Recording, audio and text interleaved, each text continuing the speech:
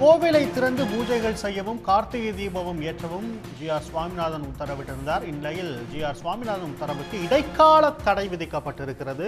திண்டுக்கல்லைச் சேர்ந்த சித்ரா பால்ராஜ் என்பவர் தொடர்ந்த வழக்கில் இடைக்கால உத்தரவு பிறப்பிக்கப்பட்டிருக்கிறது. மேலதிக விவரங்களுக்கு செய்தியாளர் ரஃபீக் ராஜா இணைகிறார். ரஃபீக் ராஜா, விவரங்கள்.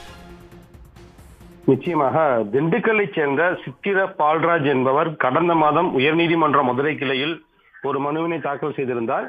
அதாவது திண்டுக்கல் பெருமாள் கோவில்பட்டி கிராமத்தில் உள்ள மண்டுக கருப்பண்ணசாமி கோவிலை திறந்து பூஜைகள் செய்ய வேண்டும், அது மட்டுமல்லாமல் கார்த்திகை அன்று அங்கு கார்த்திகை தீபம் ஏற்ற உத்தரவு பிறப்பிக்க வேண்டும் என்று தனி நீதிபதியான ஜி.ஆர். சுவாமிநாதனுடைய அமர்வில் மனுவினை தாக்கல் செய்திருந்தார்.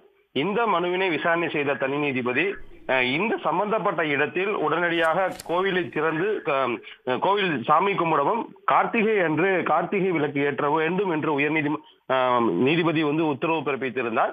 இந்த உத்தரவு அந்த பகுதியில் ஒரு சர்ச்சையை கிளப்பியது. உடனடியாக மாவட்ட நிர்வாகம் அந்த சம்பந்தப்பட்ட பகுதிக்கு 144 தடை உத்தரவு பிறப்பிக்கப்பட்டிருந்தது. இந்நிலையில் இந்த உத்தரவை நிறைவேற்றாதது குறித்து உடனடியாக சித்திரை பால்ராஜ் தரப்பில் உயர்நீதிமன்ற மதுரை கிளையில் நீதிமன்ற அவமதிப்பு வழக்கு, அதாவது திண்டுக்கல் மாவட்ட ஆட்சியர் மற்றும் காவல்துறை கண்காணிப்பாளர் மீது நீதிமன்ற அவமதிப்பு வழக்கு தொடரப்பட்டது. அந்த வழக்கில் மாவட்ட ஆட்சியரும் காவல்துறை கண்காணிப்பாளரும் நீதிமன்றத்தில் ஆஜராகி உரிய விளக்கம் கொடுத்திருந்தனர். இந்நிலையில் தான் இந்த தனி நீதிபதியின் உத்தரவிற்கு இடைக்கால தடை விதிக்க வேண்டும் என்று தமிழ்நாடு அரசு தரப்பில் 2 நீதிபதிகள் கொண்ட அமர்வில் மேல்முறையீடு வழக்கு என்பது தாக்கல் செய்யப்பட்டது. அந்த வழக்கு தான் சற்று முன்பாக நீதிபதி ஜி. ஜெயச்சந்திரன் மற்றும் கே. ராமகிருஷ்ணன் ஆகியோர் அடங்கிய அமர்வு முன் விசாரணைக்கு செய்யப்பட்டது. விசாரணையின் போது தனி நீதிபதி பிறப்பித்த உத்தரவிற்கு இடைக்கால தடை விதித்தனர். இது மட்டுமல்லாமல் இந்த வழக்கில் திண்டுக்கல் மாவட்ட ஆட்சியரும் திண்டுக்கல் மாவட்ட காவல்துறை கண்காணிப்பாளரும் நேரில் ஆஜராக வேண்டும் என்ற உத்தரவிற்கும் இடைக்கால தடை விதித்து இந்த வழக்கு சம்பந்தமாக 2 தரப்பிலும் விரிவான பதில் மனு தாக்கல் செய்ய உத்தரவு பிறப்பித்து தற்போது இந்த வழக்கையும் விசாரணையும் ஒத்திவைக்கப்பட்டுள்ளது. திருப்பரங்குன்றம் மலை உச்சியில் தீபம் ஏற்ற சுவாமிநாதன் பிறப்பித்த உத்தரவை எதிர்த்த வழக்கில் இதே அமர்வு தீர்ப்பை ஒத்திவைத்துள்ளதும் கவனிக்கத்தக்க ஒன்றாக இருக்கிறது. செய்தியாளர் ரஃபீக் ராஜா இணைகிறார். ரஃபீக் ராஜா, இப்ப இந்த வழக்குல தமிழக அரசு தரப்புல என்னென்ன வாதங்கள்லாம் வைக்கப்பட்டது, இடைக்கால உத்தரவு பிறப்பிக்கும் போது நீதிபதிகள் என்னென்ன விஷயத்தெல்லாம் சொல்லியிருக்காங்க? நிச்சயமாக இன்றைய உத்தரவு என்பது இந்த தனி நீதிபதி பிறப்பித்த உத்தரவிற்கு இடைக்கால தடை விதிக்க வேண்டும் என்றுதான் தமிழக அரசு தரப்பில் மேல்முறையீடு மனுக்கள் தாக்கல் செய்யப்பட்டிருந்தன.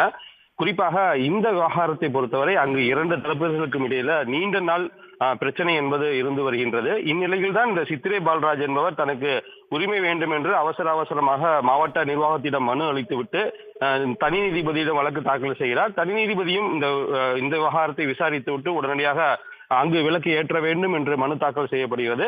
அடுத்த நாளே நீதிமன்ற அவமதிப்பு வழக்கும் தாக்கல் செய்யப்படுகிறது. அதில்தான் மாவட்ட ஆட்சியரும் காவல்துறை கண்காணிப்பாளரும் நீதிமன்றத்தில் ஆஜராகியிருந்தனர். அப்பொழுது தமிழ்நாடு அரசினுடைய கூடுதல் தலைமை வழக்கறிஞர் அஜ்மல் கான் ஆஜராகி பல்வேறு வாதங்களை முன்வைத்திருந்தார். குறிப்பாக சட்ட ஒழுங்கு பிரச்சனையை கருத்தில் கொள்ள வேண்டும். அங்கு ஏற்கனவே 21 வழக்குகள் இந்த இடம் சம்பந்தமாக பதியப்பட்டுள்ளது. அதில் ஒரு கொலை வழக்கும் பதிவு செய்யப்பட்டுள்ளது. தற்போது இந்த கார்த்திகை தீபம் ஏற்றுவதற்கு பிறப்பிக்கப்பட்ட உத்தரவால் மீண்டும் அங்கு பதட்டமான சூழல் நிலவுகிறது. எனவே இந்த சூழலை கருத்தில் கொண்டுதான் தனி நீதிபதியின் உத்தரவு நிறைவேற்றப்படவில்லை. மாவட்ட நிர்வாகம் சட்ட ஒழுங்கு விவகாரத்தில் முழுமையாக கண்காணிக்கப்பட வேண்டும். ஆகையால் அங்கு தடை உத்தரவு பிறப்பிக்கப்பட்டுள்ளது. இந்த வழக்கை எதிர்த்து மேல்முறையீடு செய்ய உள்ளோம் என்றெல்லாம் தனி நீதிபதியிடம் வாதிட்டார். ஆனால் அதனை ஏற்க மறுத்த தனி நீதிபதி இந்த உத்தரவை நிறைவேற்ற வேண்டும், உத்தரவு நிறைவேற்றாத பட்சத்தில் மீண்டும் மாவட்ட ஆட்சியரும் காவல்துறை கண்காணிப்பாளரும் நீதிமன்றத்தில் ஆஜராக வேண்டும் என்றுதான் உத்தரவு பிறப்பித்திருந்தார். தற்போது இந்த உத்தரவை எதிர்த்துதான் தமிழக அரசில் உயர்நீதிமன்ற மதுரை கிளையில் 2 நீதிபதிகள் கொண்ட அமர்வில் மனு தாக்கல் செய்யப்பட்டிருந்தது. அந்த மனுதான் விசாரணை செய்து தற்போது உத்தரவு பிறப்பிக்கப்பட்டுள்ளது. இன்றும் இதே வாதங்களில் தான் தமிழக அரசு தரப்பில் முன்வைக்கப்பட்டது. குறிப்பாக மாவட்ட நிர்வாகம் சட்ட ஒழுங்கு விவகாரத்தில் மிகவும் கவனமாக செயல்பட வேண்டும். இந்த விவகாரத்தில் ஏற்கனவே பல்வேறு வழக்குகள், அதாவது ஏற்கனவே சொன்னது போல 21 வழக்குகள் உள்ளது. ஒரு கொலை வழக்கும் உள்ளது. 2 சமூகத்திற்கு இடையே மிகப்பெரிய ஒரு பதட்டமான ஒரு சூழல் நிலவுகிறது. எனவே இதெல்லாம் முழுமையாக விசாரிக்கப்பட வேண்டியுள்ளது. அவசரமாக இந்த வழக்கை தனி நீதிபதி கையாண்டு தனது உத்தரவை பிறப்பித்துள்ளார். எனவே இந்த வழக்கிற்கு இடைக்கால தடை விதிக்க வேண்டும். அது மட்டுமல்லாமல் இந்த வழக்கில் மாவட்ட ஆட்சியரும் காவல்துறை கண்காணிப்பாளரும் ஆஜராகுவதற்கு உத்தரவு பிறப்பிக்கப்பட்டுள்ளது. அதற்கு இடைக்கால தடை விதிக்க வேண்டும் என்றுதான் வாதிடப்பட்டது. இந்த வாதத்தை ஏற்றுக்கொண்டுதான் தற்போது 2 நீதிபதிகள் கொண்ட அமர்வு தனி நீதிபதியினுடைய உத்தரவிற்கு இடைக்கால தடை விதித்துள்ளது.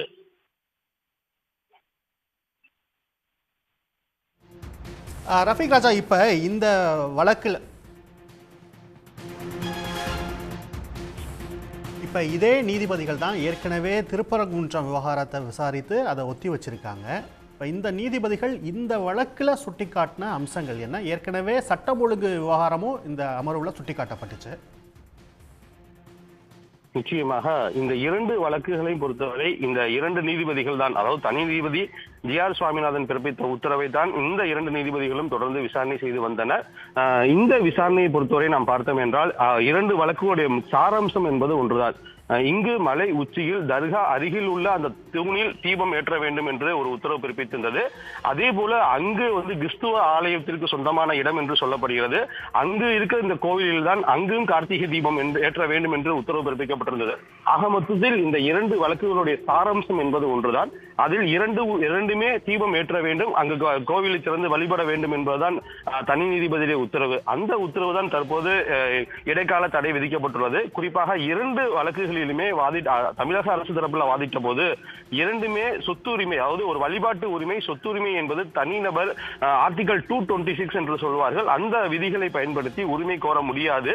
இந்த விவகாரத்தை பொறுத்தவரை மனுதாரர்கள் கோவில் நிர்வாகத்திடம் தான் மனு அளிக்க வேண்டும். கோவில் நிர்வாகத்தினுடைய ஈஓ அந்த மனுவை பரிசீலனை செய்ய வேண்டும். அது மட்டும் இல்லாமல் கோவிலுடைய அறங்காவலர்கள் குழு அந்த மனுக்களை பரிசீலனை செய்ய வேண்டும் என்ற வாதங்களை தான் எடுத்து வைத்தது. இதே போலதான் இந்த வழக்கிலும் அரசு தரப்பில் வாதிடப்பட்டது.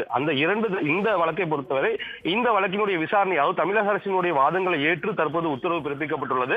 அந்த உத்தரவு என்பது மிகப்பெரிய ஒரு, அதாவது வக்பு வாரியம், தர்கா தரப்பு, இந்து முன்னணி தரப்பு என்ற பல்வேறு தரப்புகள் அதில் வாதிடப்பட்டதால் உடனடியாக உத்தரவுகள் பிறப்பிக்கப்பட முடியாமல் இடைக்கால உத்தரவுகளும் எதுவும் நீதிபதிகள் பிறப்பிக்கவில்லை. அந்த உத்தரவு ரஃபீக் ராஜா, ஏற்கனவே ஜி.ஆர். சுவாமிநாதன் சட்டம் ஒழுங்கு விவகாரத்தை சுட்டிக்காட்டி தீபம் ஏற்றுவதற்கு தடை விதிக்க முடியுமான்ற ஒரு கேள்வி எழுப்பியிருந்தார்ல.